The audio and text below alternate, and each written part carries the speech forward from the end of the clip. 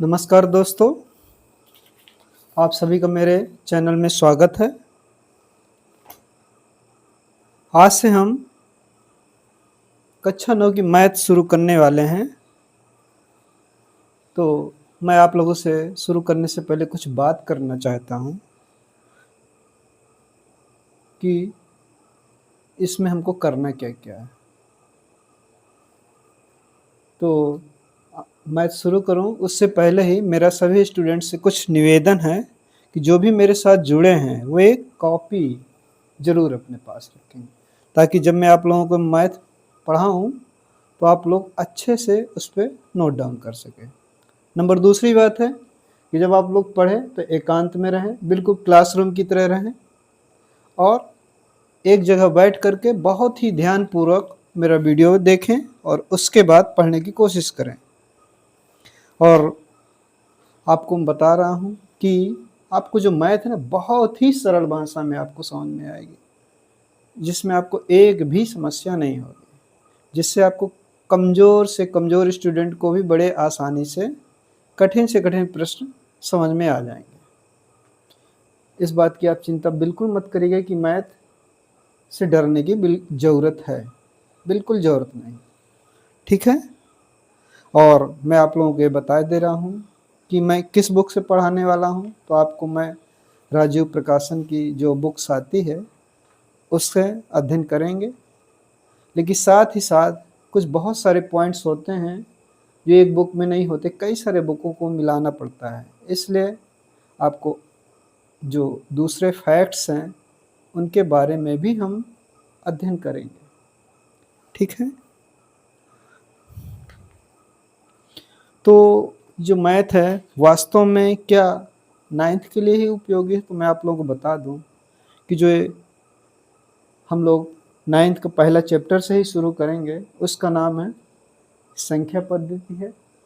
और मैथ होती है तो किस किस के लिए उपयोगी है, तो आप लोगों को बता दूं ये यूपी बोर्ड के लिए तो उपयोगी है ही है, जो स्टूडेंट्स है, साथ में सीबीएसई वालों के लिए भी बिल्कुल महत्वपूर्ण है। साथ ही जो भी बच्चे कंपटीशन की तैयारी कर रहे हैं उनके नंबर सिस्टम से कुछ न कुछ सवाल 100% आते हैं और वो ध्यान छोटी छोटी गलतियों के कारण वो इसमें गलतियां करते रहते हैं। तो मैं चाहता हूं कि वे गलतियां ना करें, क्योंकि इससे हमेशा ही आप देखते हैं टीटी भर्ती है, पेट का एग्ज़ाम है, कोई भी है, उसमें नंबर सिस्टम से तो कुछ न कुछ सवाल ज़रूर आते हैं, ठीक है। तो आइए हम लोग चालू करते हैं कक्षा 9 की मैथ संख्या पद्धति को।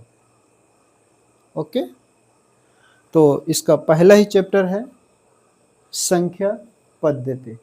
तो संख्या पद्धति में हम अध्ययन किस चीज़ का करेंगे, तो आप लोग जानते ही हैं संख्या पद्धति।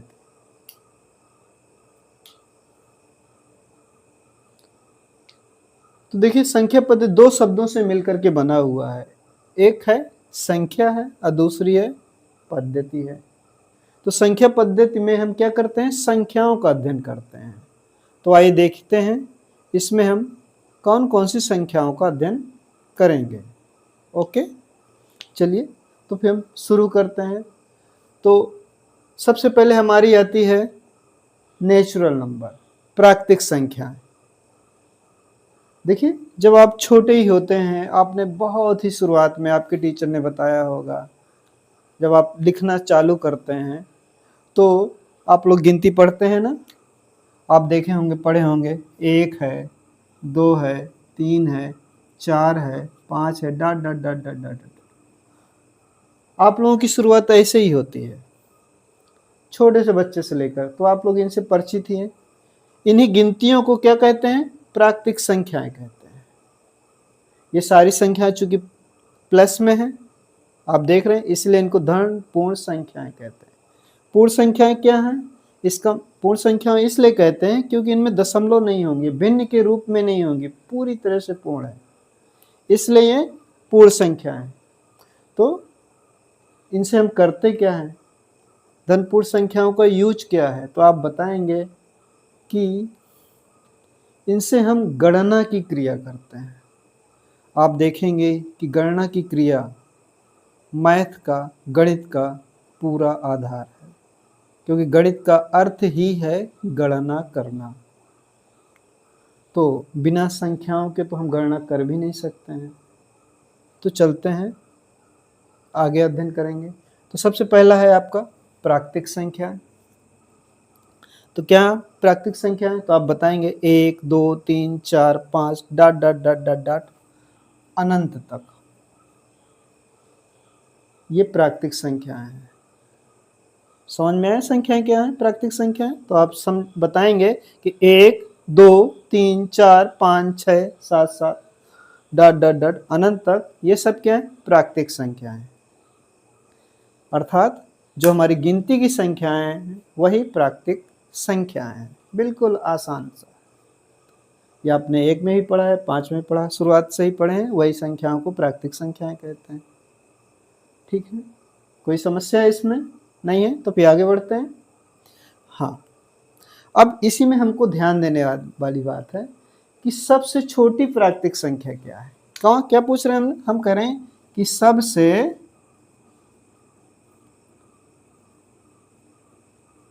छोटी प्राकृतिक संख्या। तो आप देख सकते हैं कि हम गिनती की शुरुआत ही कहां से करते हैं? 1 से कर रहे हैं, इसलिए सबसे छोटी प्राकृतिक संख्याएं भी आपकी हो जाएगी 1।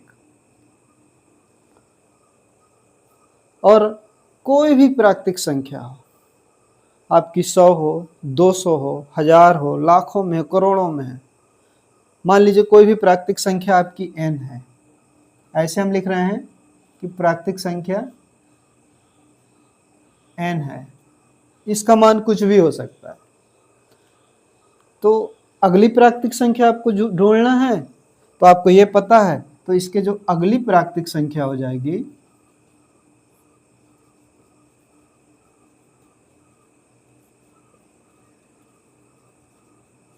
इसके लिए क्या करेंगे? हम 1 जोड़ देंगे, तो n+1, ये अगली प्राकृतिक संख्या हो जाएगी। इसीलिए कोई पूछे कि सबसे बड़ी प्राकृतिक संख्या क्या होगी, तो सबसे बड़ी प्राकृतिक संख्या आप प्राप्त नहीं कर सकते हैं और वो अनंत होती है। ये आपका अनंत का सिंबल है, ये जो है ये आपका अनंत का चिन्ह है। तो ये अनंत होती है, इसको हम प्राप्त नहीं कर सकते। अनंत का मतलब ही है अपरिभाषित। क्या है? अपरिभाषित, यानी जिसकी तो कोई परिभाषा ही नहीं है, अनंत है। तो कोई पूछे सबसे छोटी प्राकृतिक संख्या 1 है और उससे बड़ी प्राकृतिक संख्या 2, तो अगली प्राकृतिक संख्या जब भी हमको प्राप्त करना होगा और कोई भी प्राकृतिक संख्या दी हुई है तो उसमें हम 1 जोड़ देते हैं, बस इतना करना है। चलिए आगे बढ़ते हैं कि और कौन कौन सी संख्याएं हो सकती हैं। ठीक है, तो प्राकृतिक संख्याएं हैं, तो इन्हें में आप लोगों ने पढ़ा होगा, प्राकृतिक संख्याओं में आपने पढ़ा होगा सम संख्या और आपने पढ़ा होगा विषम संख्या। पढ़ा है कि नहीं पढ़ा? तो अब यहां पे हम देखेंगे कि सम संख्या क्या है। क्या देखेंगे कि सम संख्या क्या है? सम संख्या तो बहुत ही आसान भाषा में आप पढ़ते हैं 1, 2, 3, 4, 5, 6, 7, 8, 9, 10, ये तो आपकी गिनतियां हैं। और सम संख्या क्या होंगी? तो आप बताएंगे वे संख्याएं जो 2 से विभाजित हो जाती हैं वो सम संख्या कहलाती हैं।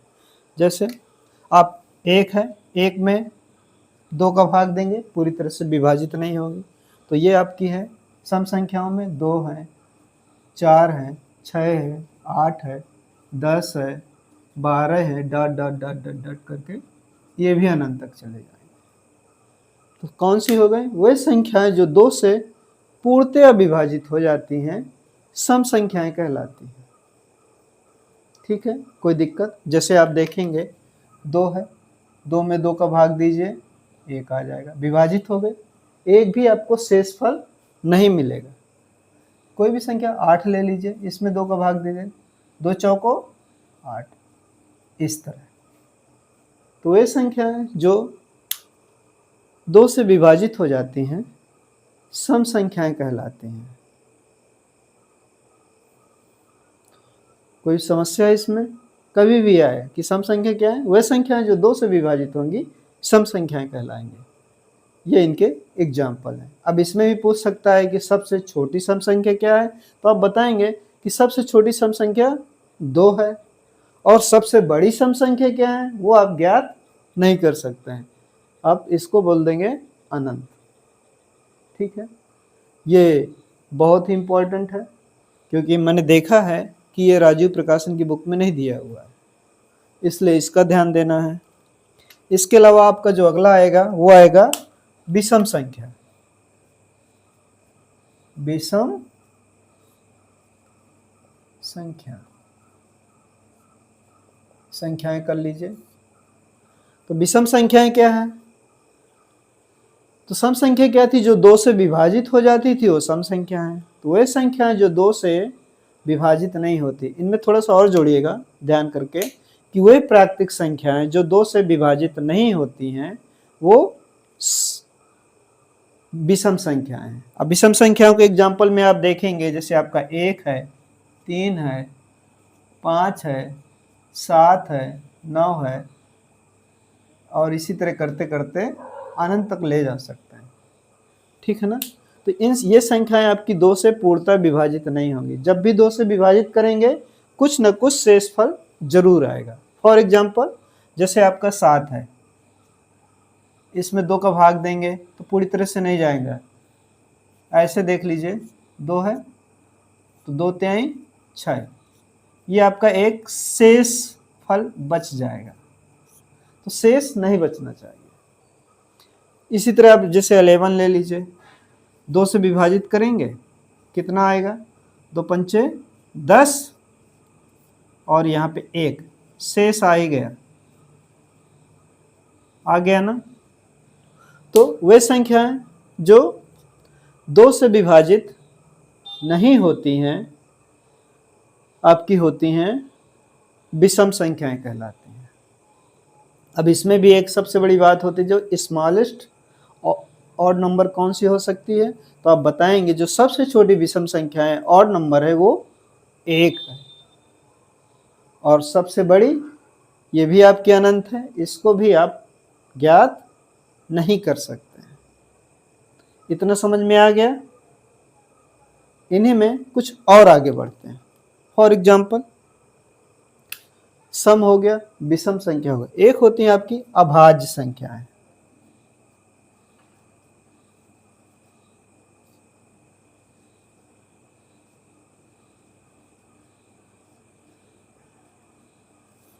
ये क्या होती है? अभाज्य संख्याएं। तो आप बताएंगे कि वे प्राकृतिक संख्याएं जो स्वयं के अलावा किसी और से विभाजित नहीं होती हैं वो सब क्या है? अभाज्य संख्याएं। ठीक है, ये सिर्फ स्वयं से ही विभाजित होती, किसी और संख्या से ये विभाजित होती ही नहीं, स्वयं के अलावा 1 है। तो आप बताएंगे वे प्राकृतिक संख्या जिनका कोई और अगर गुणनखंड होगा तो सिर्फ 1 आएगा, क्योंकि 1 से सारी संख्या विभाजित हो जाएंगी, बाकी नहीं होंगी। तो जैसे फॉर एग्जाम्पल आपका 2 है, 3 है, 5 है, 7 है, 11 है, 13 है, 17 है, 19 है, 23 है, ये सब क्या है? अभाज्य संख्याएं। ठीक है, ये संख्या पद्धति में बहुत इंपॉर्टेंट चीज है। आपको हर जगह हर सवाल में जो जो आगे आप मैथ आगे बढ़ते जाएंगे अभाज्य संख्याओं की हमेशा आपको जरूरत पड़ेगी। चाहे गुणनखंड हो, हर जगह आपको अभाज्य संख्याओं की जरूरत पड़ेगी। तो अभाज्य संख्याएं क्या है? वे संख्याएं जो स्वयं के अलावा किसी और से विभाजित नहीं होती, अभाज्य है। चाहे इनमें किसी को भी देख लीजिए जो स्वयं के अलावा किसी और से विभाजित हो जाए, यानी इनके आप गुणनखंड नहीं कर सकते हैं।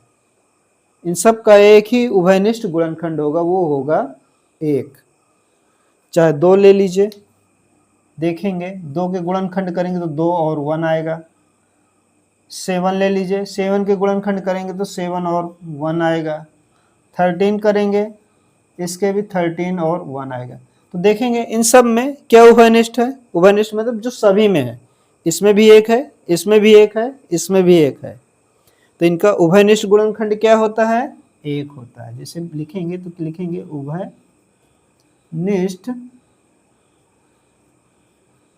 गुणनखंड, क्या लिखेंगे? 1।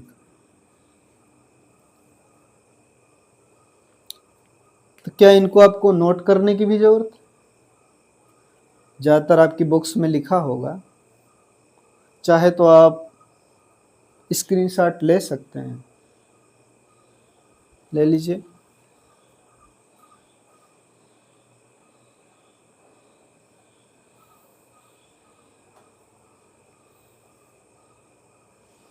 चलिए फिर हम आगे बढ़ते हैं।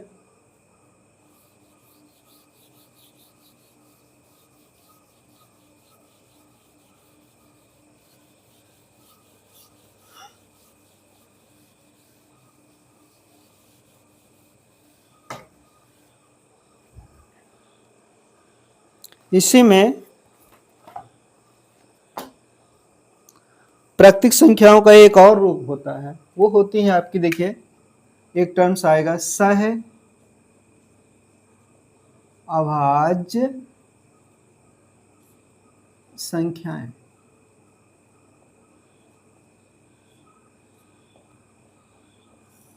सह अभाज्य संख्याएं क्या होती है? मान लीजिए आपकी 7 कुछ संख्याएं दे दी गई हैं, अब आपको चेक करना होगा कि वास्तव में क्या वो सह अभाज्य है कि नहीं है। तो जो भी यहाँ पे आपको प्राकृतिक संख्या दी होंगी उनमें आपको चेक करना होगा। तो कैसे पता चलेगा? ठीक है, तो आप बताएंगे कि मान लीजिए कि 2 प्राकृतिक संख्याएं दी हुई हैं, यदि उनका उभयनिष्ठ गुणनखंड 1 के अलावा कुछ भी नहीं है तो वो सह अभाज्य कहलाएंगे, यानी साथ साथ में अभाज्य। फॉर एग्जाम्पल जैसे हम ले लेते हैं, आपका 25 है और एक आपका ले लेते हैं आपका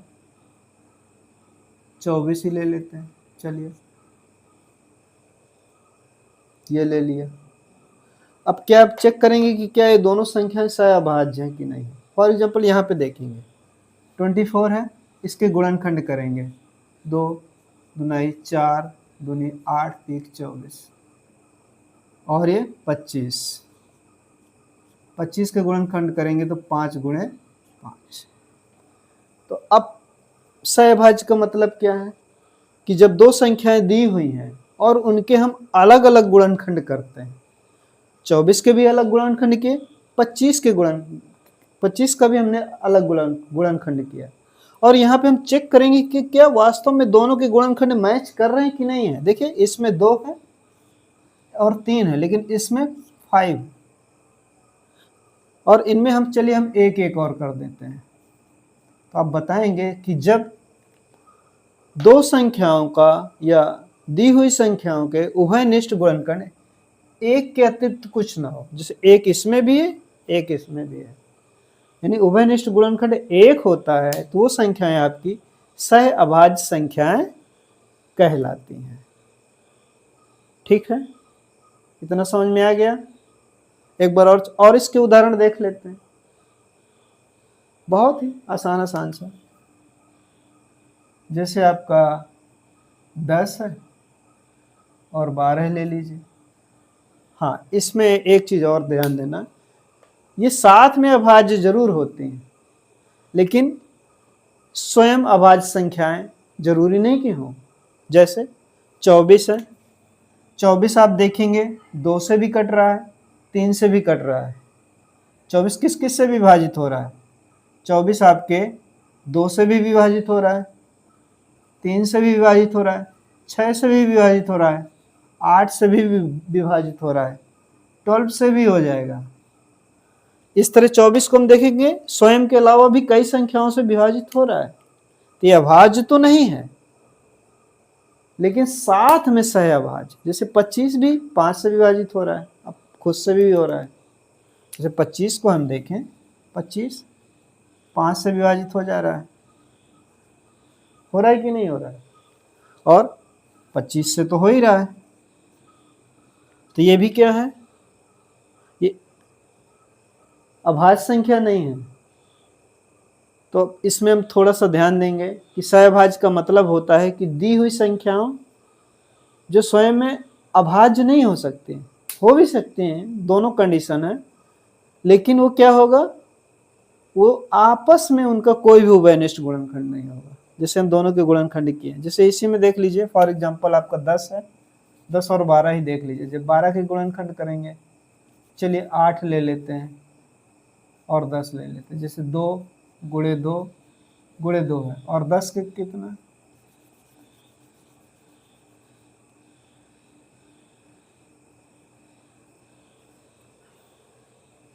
7 ही ले लेते हैं, 7 गुणे 1 हो जाएगा।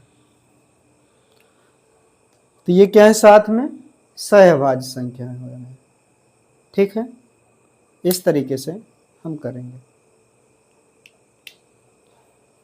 तो सहअभाज्य संख्याएं आपको समझ में आ गई?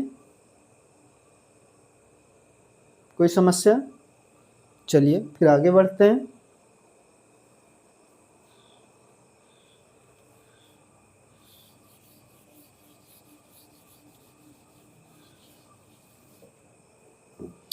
अब जो प्राकृतिक संख्याओं का के बाद है, वह हमारी हैं पूर्ण संख्याएं।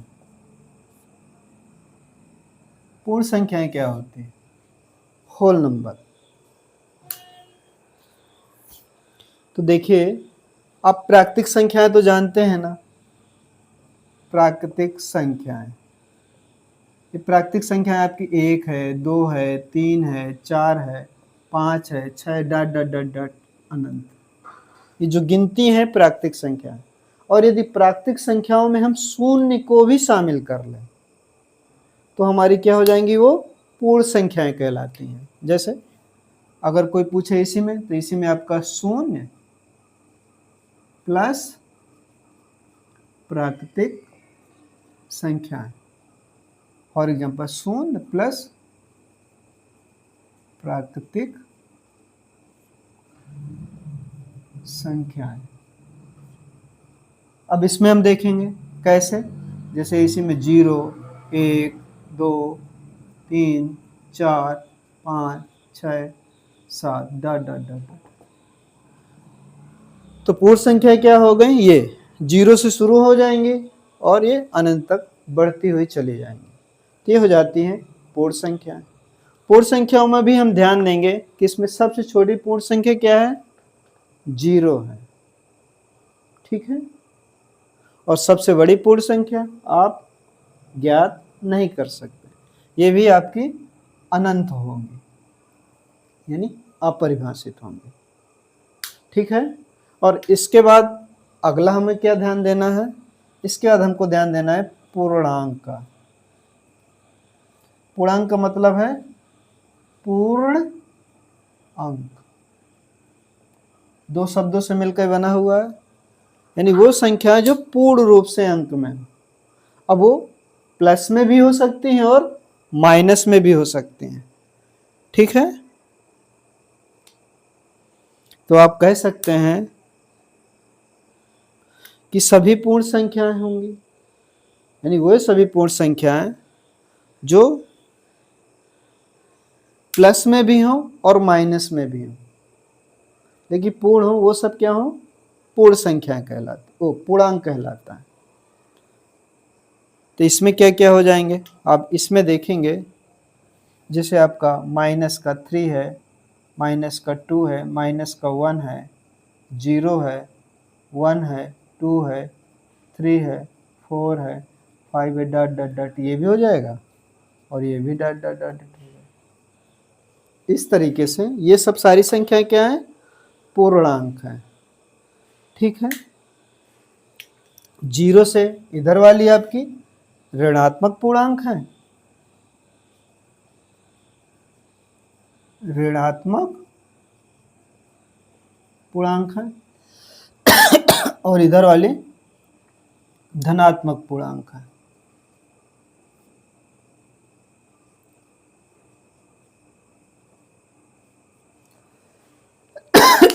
सॉरी,